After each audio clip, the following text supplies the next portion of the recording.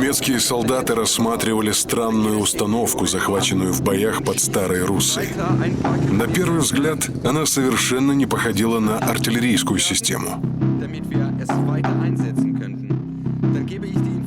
Тем не менее, это было оружие и оружие нового поколения. Боевая машина с укрепленными на ферме реактивными снарядами. Советский контрудар под Старой Руссой, поддержанный огнем реактивных установок, задержал продвижение немецкой группы армии «Север», рвавшейся к Ленинграду. Красная армия выиграла время, и вскоре стало понятно, что этот выигрыш имел далеко идущие последствия.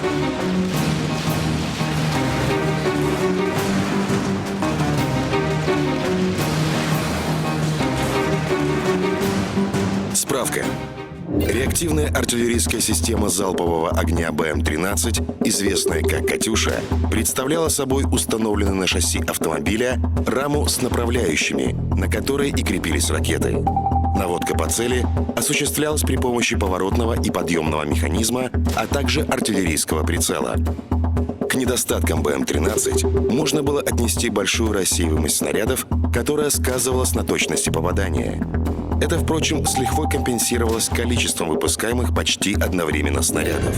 За 10 секунд только одна «Катюша» выпускала 16 снарядов, поэтому батарея БМ накрывала значительную площадь, занимаемую противником. При попадании ракеты в цель взрывчатое вещество в ней подрывалось с обеих сторон. Возникшие детонационные волны встречались, и давление газа резко возрастало. Осколки корпуса приобретали большее ускорение, разогреваясь до 600-800 градусов, и оказывали сильное зажигающее действие. Именно поэтому возникла легенда о якобы термитном заряде в ракетах «Катюш». Захват Ленинграда, важнейшего порта на Балтике, немецким командованием рассматривался как одна из основных целей всей кампании. Действия советских подводных лодок и кораблей могли повлиять на морские поставки шведской руды в Германию. Поэтому нейтрализация Балтийского флота для Гитлера приобретала первостепенное значение.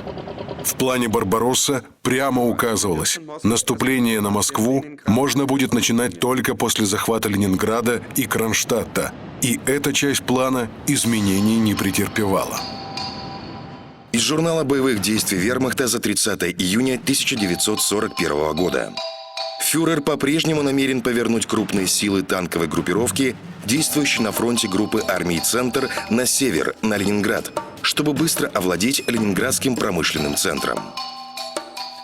В июле 41-го немецкое наступление на Ленинград было остановлено на так называемом Лужском рубеже.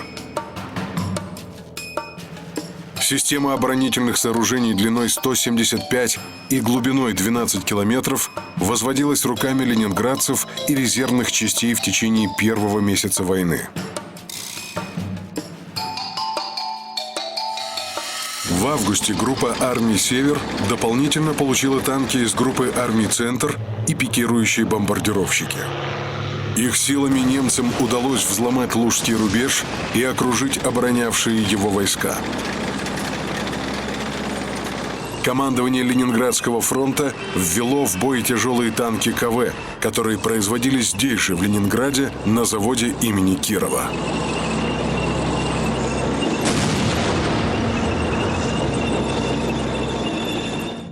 Танк КВ имел лобовую броню толщиной 75 мм.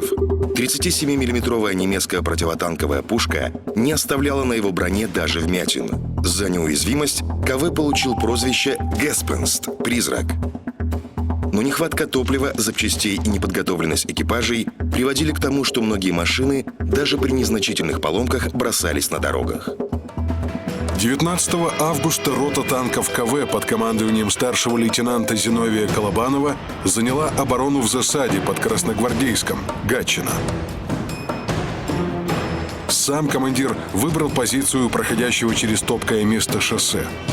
Когда на дороге появилась колонна немецких танков, Колобанов подбил 2 первые и 2 последние машины.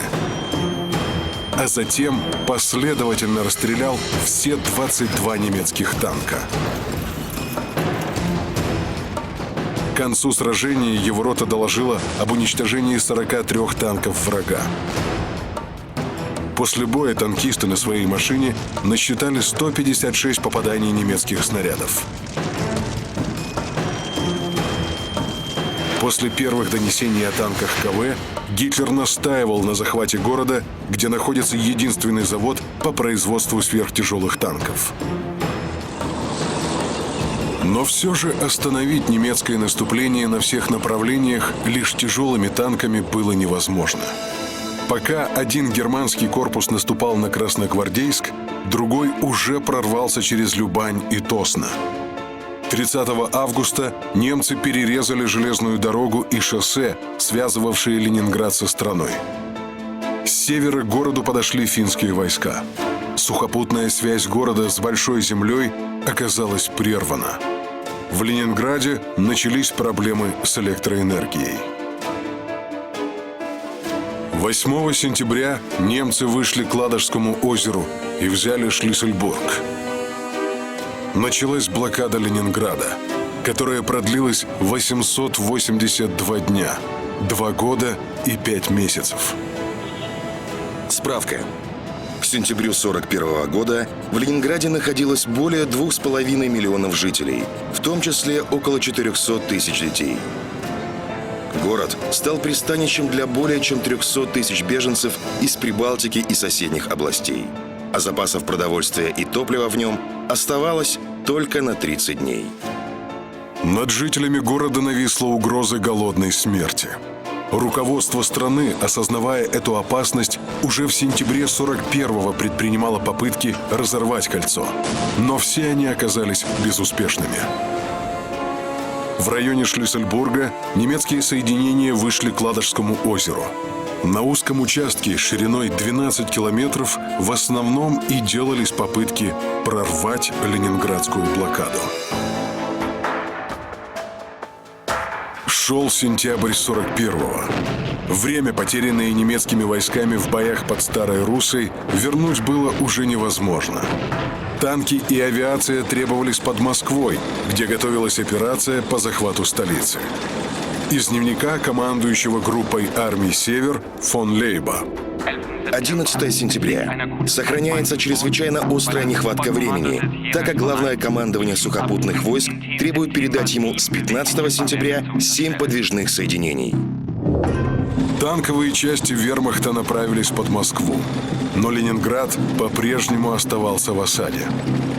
11 же сентября генерал армии Жуков был назначен командующим Ленинградским фронтом. Вместе с ним прибыл и его заместитель, генерал-майор Федюнинский. Федюнинский Иван Иванович большую часть своей карьеры провел на Дальнем Востоке. Участвовал в военных действиях на КВЖД.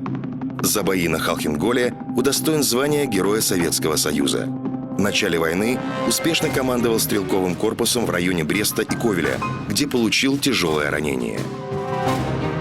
Назначение Жукова говорило о том, какое значение советское верховное командование придавало обороне Ленинграда. Его приезд чрезвычайно воодушевил и защитников города. Многие ветераны вспоминают, что в рядах бойцов усилилась уверенность – город будет спасен. Жуков с присущей ему энергией взялся за организацию обороны города, главную ставку делая на артиллерию. На ближних подступах к Ленинграду в его распоряжении имелись корабельные и береговые орудия Балтийского флота. Справка. Корабли Балтийского флота на вооружение имели 153 орудия калибром более 100 мм. Всего же на флоте и в составе береговых батарей насчитывалось более 300 таких пушек. Во время штурма Ленинграда они выпустили по врагу более 25 тысяч снарядов, в том числе 6 тысяч тяжелых калибра от 180 до 406 мм. Огонь флотской артиллерии остановил немецкое наступление в 7 километрах от города.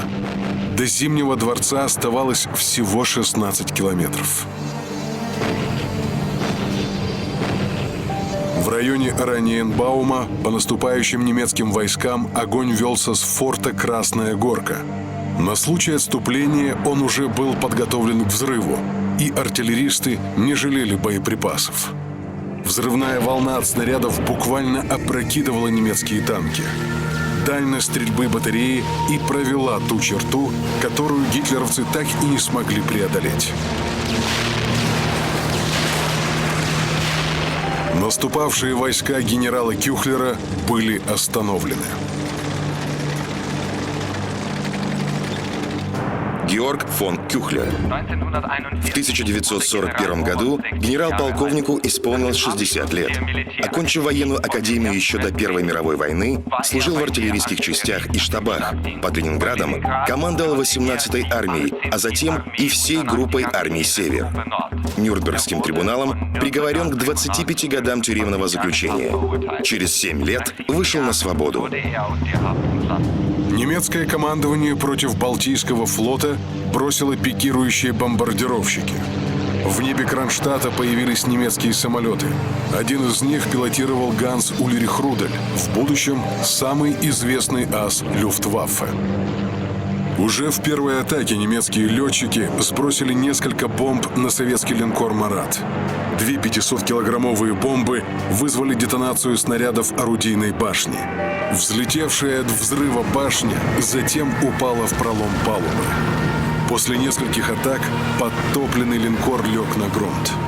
Ко дну пошли еще 2 корабля, и защитники города сразу потеряли 35 мощных орудий. В первые месяцы блокады на улицах Ленинграда было установлено 1500 громкоговорителей. Радиосеть несла информацию для населения о налетах и воздушной тревоге. Как только умолкали радиопередачи, начинал звучать метроном. Быстрый ритм означал воздушную тревогу, медленный — отбой. Ритмичные звуки метронома, под которые протекала жизнь ленинградцев, стали одним из символов блокады. Эффективность немецких бомбардировок самого Ленинграда оказалась невысокой. Плотность советской зенитной артиллерии в городе в 8 раз превышала берлинскую или лондонскую. Гораздо большую опасность представляли снаряды сверхмощных немецких пушек. На стенах ленинградских домов появились надписи: «Граждане, при артобстреле эта сторона улицы наиболее опасна». Немцы не обстреливали высотные здания и шпили северной столицы, поскольку те служили им хорошими ориентирами для артиллерии. Вся ее мощь обрушивалась на мосты, жилые районы и предприятия города. В небе над городом постоянно висели вражеские самолеты, корректирующие огонь орудий. Ценные монументы приходилось укрывать мешками с песком и фанерными щитами. Но в пригородах Ленинграда многие исторические памятники оказались разбитыми и утраченными навсегда. Были разграблены и разрушены Большой Екатерининский дворец в Царском селе, Большой дворец в Петергофе. Вывезенная немцами знаменитая своей уникальностью янтарная комната до сих пор остается ненайденной.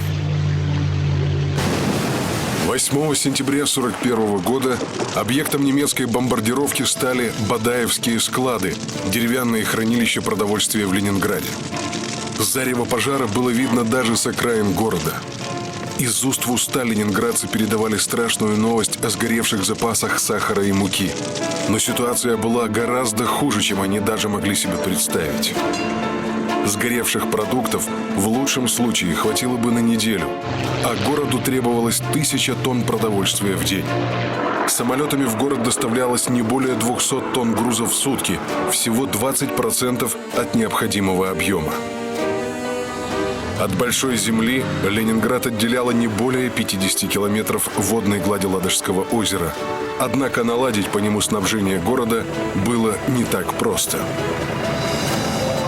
Озеро это издавна славилось штормами и так называемой толчеей волн, особо опасной для мелких судов. По этой причине еще при Петре Великом между Волховом и Невой прорыли канал, и напрямую через озеро суда почти не ходили. Прорыв немцев к южному берегу Ладожского озера прервал перевозки и по железной дороге, и по каналу. Защитникам города нужно было заново строить причал на западном берегу озера. Первые баржи выгружались прямо на необорудованный берег уже через неделю после начала блокады. Так родилась трасса, получившая название «Дорога жизни». В течение первого месяца в город удалось доставить 10 тысяч тонн продовольствия, которого не хватило и на 10 дней. В июле с введением карточной системы рабочие в Ленинграде получали по 800 граммов хлеба в день, а иждивенцы – 400 граммов. Но к началу октября нормы были снижены в 2 раза.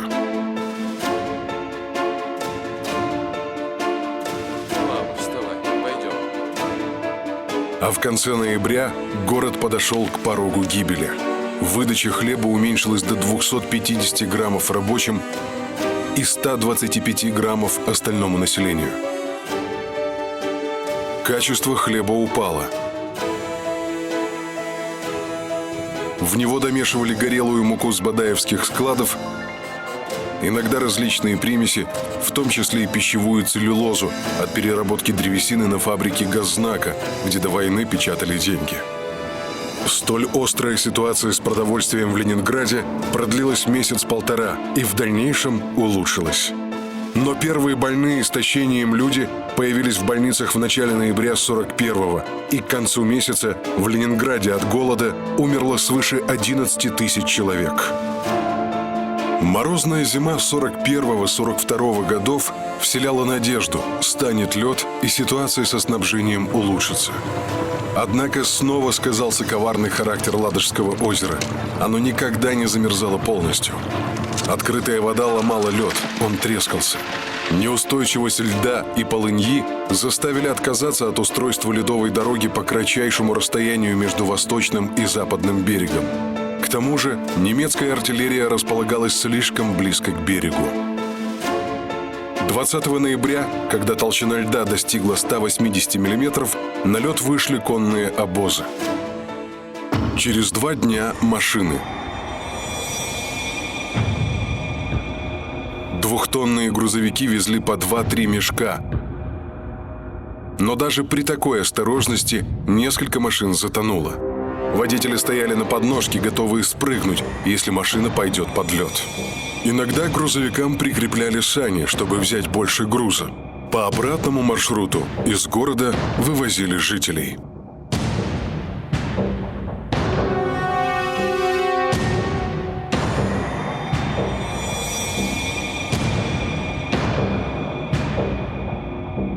Общая протяженность дороги жизни составляла около 30 километров. На льду оборудовали пункты питания, технической помощи, заправки и медпункты. В зависимости от погодных и военных условий маршрут менялся. Для охраны трассы были созданы 2 оборонительные полосы в 8-12 километрах от берега, занятого противником. Прямо на льду, в снежно-ледяных окопах, установили пулеметные точки. Защищали дорогу жизни зенитки и истребительная авиация. Но непрекращающиеся немецкие бомбардировки и артиллерийские обстрелы дороги достигали цели.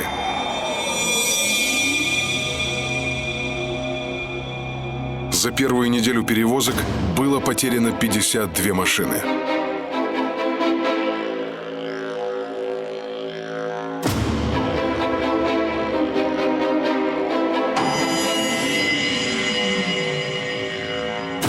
Несмотря на все усилия по снабжению города и эвакуацию, в декабре 41-го в Ленинграде от голода и холода умерло 53 тысячи человек. Скоропостижная смерть прохожих стала обычной. Люди шли, падали и умирали. В декабре похоронные службы ежедневно подбирали на улицах около 100 трупов. Из дневника жительницы Ленинграда Елены Александровны Скрябиной. Теперь умирают так просто. Сначала перестают интересоваться чем бы то ни было, потом ложатся в постель и больше не встают. Умирают так, как будто засыпают. А окружающие полуживые люди не обращают на них никакого внимания. Многие водители Ладожской трассы делали по 2 рейса в сутки, один ночью, один днем.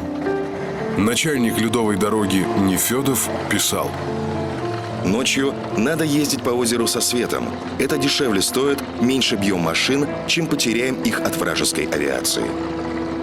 Иной раз грузовики уходили под лед так быстро, что под водой со дна еще долго светили фары. За первый месяц работы трассы утонуло и застряло в полыньях почти 300 машин. Но цель была достигнута. Среднесуточный объем перевозок превысил минимальную суточную потребность города. Более полумиллиона человек зимой 41-42 года вывезли в эвакуацию.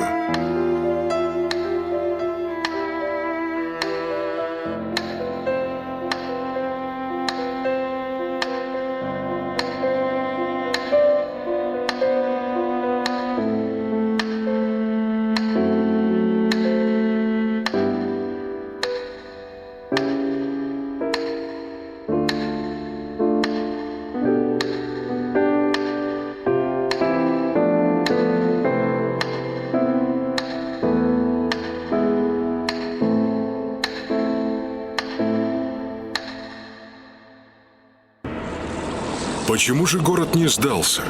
Могла ли капитуляция сохранить жизни мирного населения? Ответ на этот вопрос ясно читается в директиве Гитлера номер 1601 от 22 сентября 1941 года. После поражения Советской России дальнейшее существование этого населенного пункта не представляет никакого интереса. Предполагается окружить город и путем обстрела из артиллерии всех калибров и беспрерывной бомбежки с воздуха сравнять его с землей. Спасти город и жителей можно было лишь прорвав блокаду. Ленинград был не просто большим городом. Здесь находились крупнейшие промышленные предприятия и база Балтийского флота. Его потеря привела бы и к утрате порта Мурманск, через который в СССР поступали грузы и военная техника из США и Великобритании.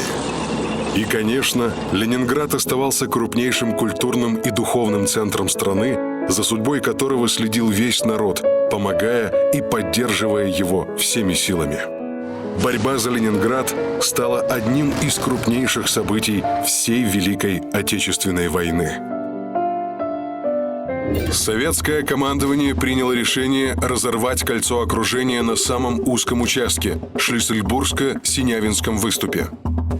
Небольшой участок шириной в 10 километров между войсками двух фронтов, Ленинградского и Волховского, заняли гитлеровцы. Используя условия местности, они возвели здесь 3 мощных оборонительных рубежа. Дождливой ночью на 20 сентября у московской Дубровки небольшой отряд капитана Василия Дубика на рыбачьих лодках и самодельных плотах пересек реку. Десантники бесшумно взобрались по обрыву и ворвались в немецкие траншеи. Немцы совершенно не ожидали атаки, и советские солдаты быстро овладели небольшим участком Невского берега. Вскоре туда переправились другие части и бригада морской пехоты. Этот клочок земли, прозванный бойцами «Невский пятачок», стал одной из легенд битвы за Ленинград. Для ликвидации плацдарма немцы направили 2 полка воздушно-десантной дивизии, переброшенные с острова Крит, которые сразу же втянулись в жестокие бои. Лучше трижды прыгнуть с парашютом на остров Крит, чем провести один бой на земле в России, говорили немецкие десантники. Захватить плацдарм им не удалось, но его размеры вскоре сократились до 2 километров по фронту и 500 метров в глубину. В октябре Невский пятачок оставался едва ли не последней надеждой на соединение с Большой землей. Немцы стояли у Москвы. Резервов для прорыва блокады не было. Жестокие бои на Невском пятачке не прекращались ни днем, ни ночью. Все реже удавалось переправлять на него дополнительные войска. Плацдарм простреливался немцами насквозь, и советским солдатам приходилось буквально вгрызаться в землю.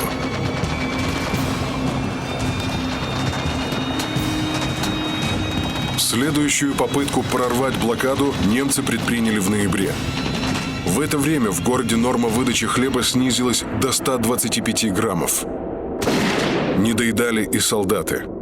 Один из командиров решил выяснить, какое расстояние без остановки могут пройти его бойцы. Получилось, что у большинства силы заканчивались уже через 400 метров. 8 ноября 1941 года, выступая в Мюнхене, Гитлер заявил: Ленинграду рассчитывать не на что. Он падет рано или поздно. Кольцо блокады не разорвать никому. Ленинграду суждено погибнуть от голода. В начале ноября с помощью переправленных на Невский пятачок советских танков удалось захватить немецкие траншеи. В ответ немцы перебросили к московской Дубровке пехотную дивизию. В ноябрьских сражениях, которые стали самыми кровопролитными в истории Невского пятачка, советские войска потеряли более 5000 человек. Лишь к концу года интенсивность боевых действий за плацдарм несколько спала. А в самом Ленинграде в январе 1942 года умирало до 4000 человек ежедневно. В отдельные дни до 7000. Самым страшным за всю блокаду стал январь, так как в первую половину месяца все неработающее население города вообще не получало продуктов по карточкам. Выработка электроэнергии сократилась до 4% от довоенного уровня. Сильные морозы, доходящие до 30 градусов, сковали водопровод. Отопление не работало. На дрова шли мебель, заборы, доски и все, что могло гореть. Из дневника Елены Александровны Скрябиной. Смерть стала явлением, наблюдаемым на каждом шагу. Когда утром выходишь из дому, натыкаешься на трупы, лежащие в подворотне на улице. Трупы долго лежат, так как некому их убирать.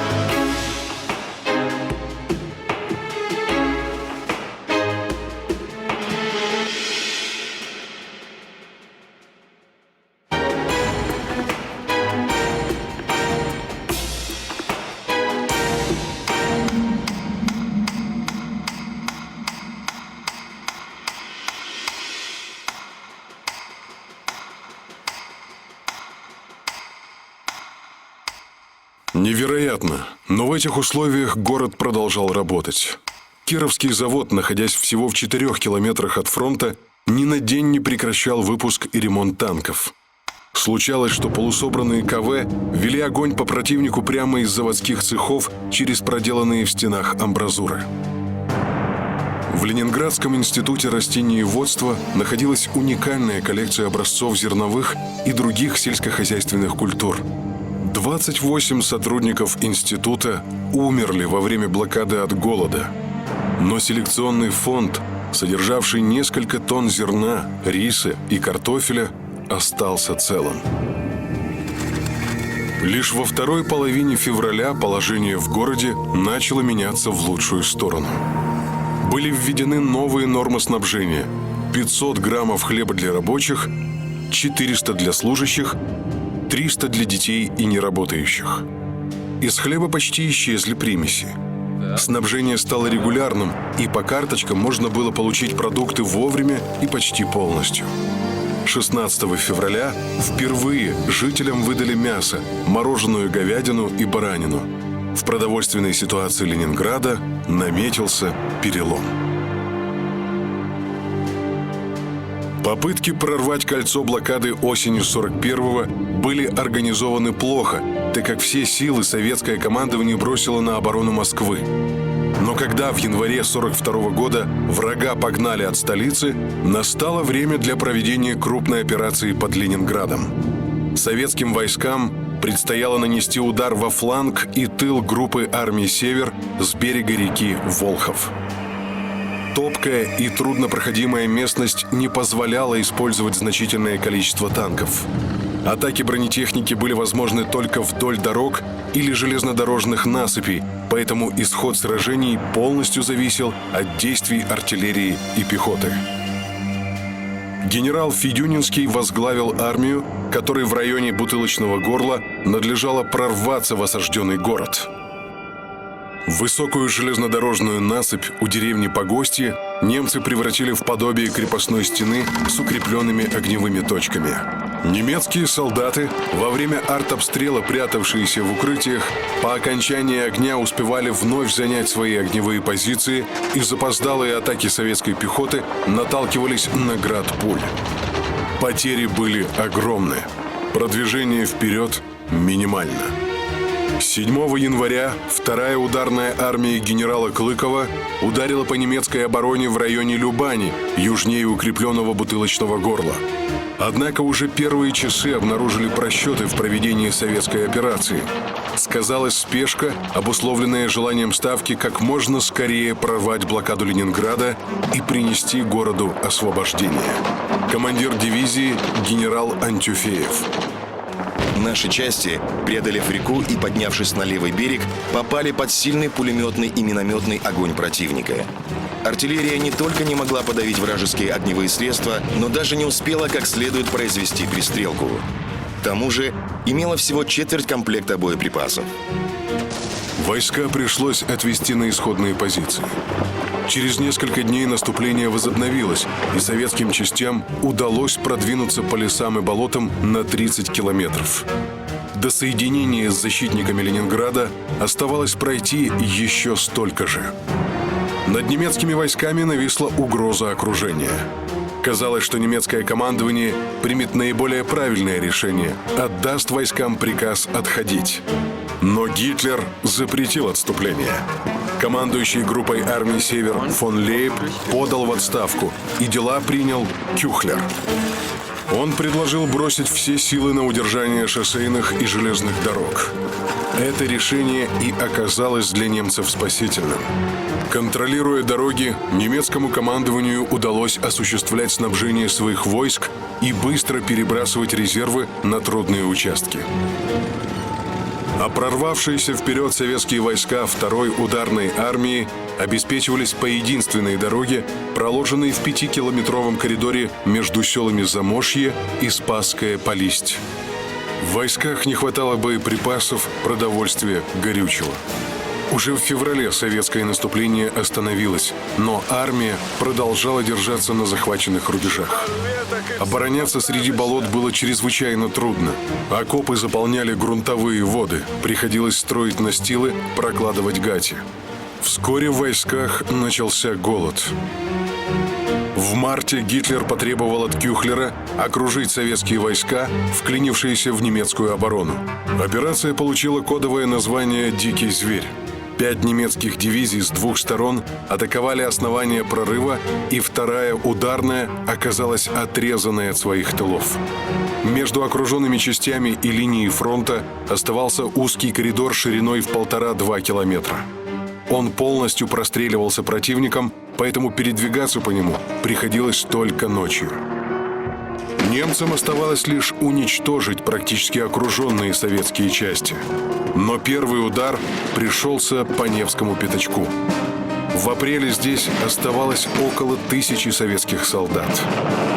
Когда на Неве начался ледоход, немцы, зная, что советское командование не сможет помочь своим войскам, обрушили на плацдарм огонь артиллерии.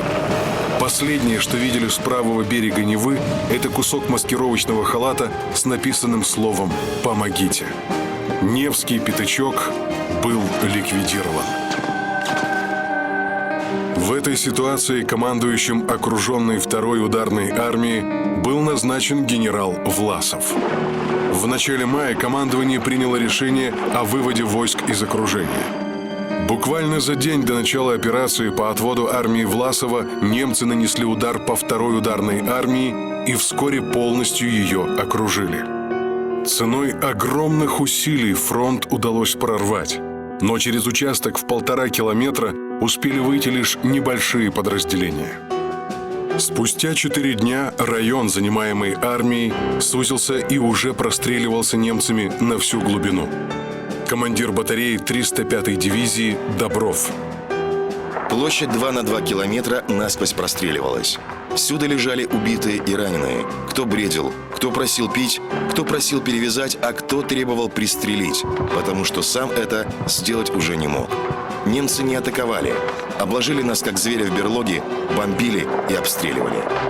Последняя попытка прорыва проходила ночью под перекрестным огнем пулеметов и пушек немцев. К утру коридор окончательно заблокировали. К концу июня количество вырвавшихся из котла достигло 10 тысяч человек. Немцы объявили о захвате 30 тысяч пленных. Спустя 2 недели после ликвидации котла в деревне Туховежи командующий 2-й ударной армией генерал-лейтенант Власов был взят в плен. Буквально в считанные дни генерал Власов на сотрудничество с Третьим рейхом согласился. Вскоре Власов занялся пропагандистской работой. Ему принадлежат обращение Русского комитета к бойцам и командирам Красной армии, открытое письмо генерала Власова «Почему я встал на путь борьбы с большевизмом» и другие. Текст обращения фактически является декларацией о создании РОА – Русской освободительной армии. Вскоре Власов перешел и к формированию воинских частей из военнопленных и русских эмигрантов. Существование и деятельность армии Власова привели к тому, что всех советских граждан, служивших немцам, стали называть власовцами. Однако власовцев не следует путать с так называемыми хивии – безоружными военнопленными, занятыми на хозяйственных работах. Другие боевые части в составе германских войск, состоявшие из бывших граждан СССР, формировались из различных групп националистов и также не являлись частью РОА. В 1945 году в Чехословакии личный состав армии Власова был взят в плен. Всех признали виновными в государственной измене, лишили воинских званий и приговорили к высшей мере наказания. Прорвать ленинградскую блокаду весной 42-го так и не удалось. На Ладожском озере начал таять лед. Отлаженная за зиму дорога жизни покрылась водой. 20 апреля под лед ушло около 80 машин, и с трассы сняли все автомашины ЗИС-5. Начало летней водной навигации ждали с тревогой. Портам на берегах озера и кораблям угрожали немецкие удары как с воздуха, так и с воды. Суровая зима и ледоход задержали навигацию. Первый корабль смог пройти по озеру только 22 мая. Противовоздушная оборона Ладоги оказалась достаточно эффективной. Потери грузов от ударов с воздуха составили менее % от всего объема перевозок. Вскоре на Ладожское озеро немецкое командование доставило итальянские торпедные катера МАС и вооруженные паромы «Зибель», предназначавшиеся для высадки в Англии. Но вопреки ожиданиям их действия успеха не имели. Мелкосидящие советские буксиры и баржи оказались трудной целью для итальянских торпед, которые проходили у них под днищем. А специальная авиационная группа ставки Верховного командования обрушила на базы немецких катеров и паромов град бомб. Немецкая операция полностью провалилась. Флотилию паромов пришлось расформировать. Прорыв блокады оставался для Ленинграда вопросом жизни и смерти. Дорога жизни, работая с максимальной нагрузкой, обеспечивала лишь самые необходимые потребности города и фронта в продовольствии, боеприпасах и горючем. В ноябре 42-го командование фронтов при участии Жукова и Ворошилова как представителей ставки приняло решение о проведении операции «Искра». Коридор к городу решили пробивать по кратчайшему расстоянию, через бутылочное горло. Войска Волховского фронта наносили удар извне, а силы Ленинградского фронта изнутри города. Наступление обоих советских фронтов началось с артиллерийской подготовки утром 12 января. С последними залпами вся Нева от Московской Дубровки до Шлиссельбурга заполнилась атакующими войсками. Но форсирование Невы у Шлиссельбурга закончилось неудачей. Сорвалась атака у Невского пятачка, укрепленного немцами. Танки, медленно продвигавшиеся среди торфяных карьеров и воронок, становились мишенью для немецкой противотанковой артиллерии. Однако ставка на двойной удар оправдалась. Через 2 дня после начала наступления войска двух фронтов разделяла полоса всего в 2 километра. Они и оказались самыми трудными. Танки не могли поддержать войска, часть была подбита, другая попросту застряла. Теперь все зависело от действий полков, рот и даже взводов пехотинцев. Командующий генерал Федюнинский ездил на передовую и торопил, требовал быстрее идти вперед, успеть до прибытия немецких резервов. По его приказу были выделены специальные отряды, отдыхавшие днем и продолжавшие бой ночью, не давая покоя противнику. Немцы придерживались тактики удержания дорог. Неприметные до войны рабочие поселки номер 1 и номер 5, через которые проходила единственная дорога от Ладоги до станции МГА, враг превратил в настоящие крепости. Захват дороги означал бы развал всей немецкой обороны в бутылочном горле. Кюхлер встал перед трудным выбором – надеяться на подход резервов или отходить из бутылочного горла. Кюхлер отдал приказ держаться. Войска Волховского фронта подошли к рабочим поселкам с востока. Взять крепости сходу не удалось. Атакующих встретил шквальный огонь. Но тактика двойного удара сработала. Когда с запада к поселкам подошли части Ленинградского фронта, немецкая оборона не выдержала. Кюхлер впервые столкнулся с последствиями своей недооценки противника. Немецкие части под Шлиссельбургом, которые еще вчера можно было спокойно отвести к Синявино, оказались окружены и взяты в плен. Около полуночи 18 января 1943 года по радио прозвучал голос Левитана. После 7-дневных боев войска Волховского и Ленинградского фронтов 18 января соединились и тем самым прорвали блокаду Ленинграда. По изрытой воронками земле бутылочного горла менее чем за 3 недели была проложена железная дорога, названная Шлиссельбургской трассой. Она проходила всего в 5 километрах от линии фронта и находилась под постоянным обстрелом немецкой артиллерии. О полном снятии блокады говорить было рано, но в Ленинград, наконец, поступали продукты и топливо. Отбросить немцев дальше не удавалось. Подошедшие резервы группы армий «Север» успели занять и укрепить Синявинские высоты. Справка. Традиционно немецкая оборона строилась вокруг пулемета МГ-34 или МГ-42. Часть солдат фактически обслуживала и охраняла его отделение. К осени 1943 года советские войска разработали и успешно применяли тактику ведения боевых действий против них. Стрелковые части во взаимодействии с артиллерией и минометами уничтожали вражеский пулемет уже в первые минуты боя. Немецкие солдаты с винтовками мало что могли противопоставить шквалу огня советских пистолетов-пулеметов, ППШ и ручных пулеметов красноармейцев. Применение нового огнестрельного оружия радикально изменило ситуацию. Даже потеряв пулемет, отделение немецкой пехоты с МП-43 сохраняло достаточную огневую мощь для отражения атаки. Каждый солдат отделения мог стрелять очередями с хорошей точностью.